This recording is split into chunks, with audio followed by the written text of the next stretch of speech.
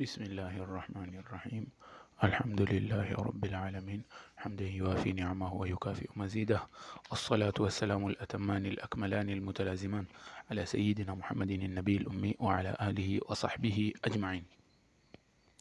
أما بعد ya kumshukuru Mwenyezi Mungu na kumtakia rehema na amani kipenzi chetu Bwana Mtume sallallahu alaihi wa alihi wasallam, inshallah tutaendelea na madarasa haya ya sera ya Bwana Mtume sallallahu alaihi wa alihi wasallam, na tumefika katika ghazwat Uhud, katika vita vya Uhud, matukio yaliyotokea katika vita vya Uhud. Naam, katika vita vile vya Badri vilipoisha, manake makureshi wengi waliuliwa, viongozi wao wale wakubwa wengi, wale mijibabe waliuliwa. Basi makureshi waliporudi wakawa wana hasira sana, na wale wengine ambao hawakuenda pale vitani kama Abu Sufiani wakawa wana hasira, wanasikia ile yani hikdi, na wanasikia vibaya sana kuwa wakubwa zao wamefanya nini, wameuliwa. Basi wakakubaliana kuwa watarudi kwa kisasi. Wakajipanga, wakaenda wakafanya biashara, yani wakaeka mali zao katika biashara ili wapate kununua silaha nyingi, warudi wapige vita nani, Waislamu. Naam, wapige vita Bwana Mtume sallallahu alaihi wa alihi wasallam. Bas hawa makureshi wakakubaliana, wakaongeza, yani wakachanga mpaka mwisho wakapata zile pesa, wakaenda wakanua zile silaha. Sasa wakarudi wataka kuja kuwapiga vita nani, Waislamu. Wakatoka pamoja na wanawake, yani wakatoka wakaenda sasa vitani, wakatoka na wanawake wao maskini. Kwa sababu gani wametoka na wanawake? Iwe ni kama kwa lugha yetu tunasema incentive, yani iwe ni kitu kitawazuia wale waume kurudi nyuma, itazuia wale waume zao kuwa na uoga. Yani angalia, wake zenu wametoka hapa, mkifanya machezo wake zenu watauawa, watapata tabu na nini. Basi ikawa ni kama ni namna ya kuwatia yani nguvu na kuwatia himma zaidi ya kutoka kwenye vita hawa wasoko Waislamu. Basi Bwana Mtume sallallahu alaihi wa alihi wasallam akasikia habari ile. Basi akawashauri masahaba zake, akawashauri. Na Bwana Mtume sallallahu alaihi wa alihi wasallam na wakubwa katika masahaba walikuwa rai yao ni wabaki pale pale Madina. Rai ilikuwa ni wabaki pale pale Madina, na wale makureshi wakija, yani Waislamu watajidefend ama watajikinga pale pale, wapigane nao pale pale, watatumia ule mji kama namna ya kujikinga. Na hii pia ikawa ni rai, yani rai hii kafikiana na rai ya wale munafikina akiongozwa na yule mkubwa wao Abdullah bin Ubayy bin Salul. Lakini baadhi ya masahaba, hususan wale masahaba wadogo wengi, tena wengi, si baadhi tu, yani wengi katika wale masahaba wale, hususan wale wadogo, hususan zaidi kuwa wale ambao hawakwenda Badri. Manake Badri kama tulivyozungumzia, vita vya Badri ilikuwa asli watu waenda kutafuta nini, ule msafara wa makureshi, sio wa Abu Sufyan. Sasa kuna wengi hawakutoka, mpaka katika mazungumzo ya mmoja wale waliozungumza sema, ya Rasulullah, kuna watu kule hawakutoka, si eti sisi tukupenda kuliko wao vile hawakujua kama twaja vitani lao, lakini wangejua kuwa twaja vitani wangetoka na sisi.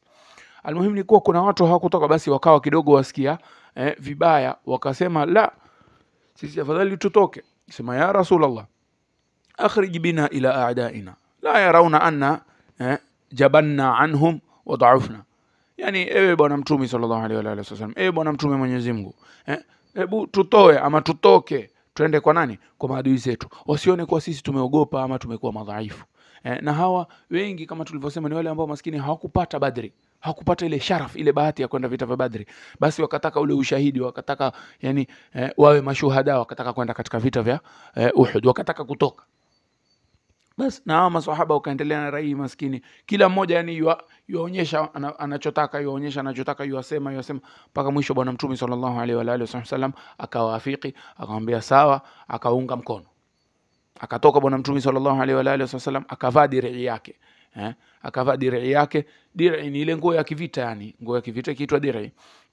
Akavaa nguo zake za kivita na akachukua silaha zake, mpaka ataka kutoka ama ashatoka pale nyumbani. Basi wale masahaba waliokuwa, manake alikwenda aitwaje, Usaid yule na Saad, wakaenda wakaambia wale masahaba ambao walitaka mtume atoke sallallahu alaihi wa alihi wasallam, wakaenda wakawaambia wale maswahaba, nyinyi bwana mtume alikuwa yataka kubaki, nyinyi mkamlazimisha fanye nini atoke, wa hakadha, yani ilikuwa haifai kuwa hivyo, nyinyi ilikuwa tumunyamaze, nyinyi tulikuwa kadha. Basi wale maswahaba wenyewe kweli wakapata tanabahi, wakashtuka, wakasema kweli bwana, sisi hapa kama tumemlazimisha bwana mtume sallallahu alaihi wa alihi wasallam atoke, na yeye alikuwa hataki hilo. Basi wakajuta maskini, wakaenda alipotoka bwana mtume sallallahu alaihi wa alihi wasallam, basi wakaenda kwa bwana mtume akamwambia, ya Rasulullah, sisi bwana kama tunkufanyia nini ikrahi, yani kama tunkulazimisha, tamam, na alikuwa haifai tufanye hivyo, tunkosea, basi ya Rasulullah, ukiwa wataka afadhali tukae. Mpaka katika baadhi ya riwaya za sira wasema kuwa wengi katika hawa maswahaba wakabadilisha rai zao automatic tu, wakabadilisha rai zao, kawa sasa khalas wataka kubaki, yani roho zao zawaambia sasa tubaki, maana ndilo alilotaka bwana mtume sallallahu alaihi wa alihi wasallam. Bwana mtume sallallahu alaihi wa alihi wasallam akawajibu makula mashhura, maneno mashuhuri, akamwambia, ma yanbaghi li nabiyyin idha labisa dir'ahu ama la'amatahu an yadha'aha hatta yuqatil. Asema yani bwana mtume sallallahu alaihi wa alihi wasallam asema haipasi kwa mtume, yani kwa mtume yote, akishavaa ile nguo ya kivita basi aivue bila kupigana, au hata yahkum Allahu bainahu wa baina aduwihi, au mpaka baada ya Mwenyezi Mungu ahukumu baina ya huyo nabii na nani, na maadui zake.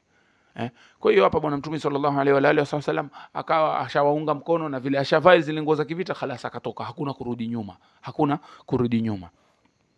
Basi bwana mtume sallallahu alaihi wa alihi wasallam akatoka pale Madina akiwa na watu takriban 1000, na kule mushrikina wakitoka takriban wako 3000 na masilaha na mafarasi waka, na huku waislamu wakatoka takriban wako watu 1000. Basi ilikuwa takriban ni katika mwezi wa Shaabani la ilaha illallah muhammadur rasulullah, takriban miaka 2 na miezi 3 baada ya hijra bwana mtume sallallahu alaihi wa alihi wasallam. Basi akaenda bwana mtume, wakaenda pale waislamu mpaka ikawa sasa wakafika sehemu baina ya Uhud na Madina, yani wakakaribia kufika pale Uhud.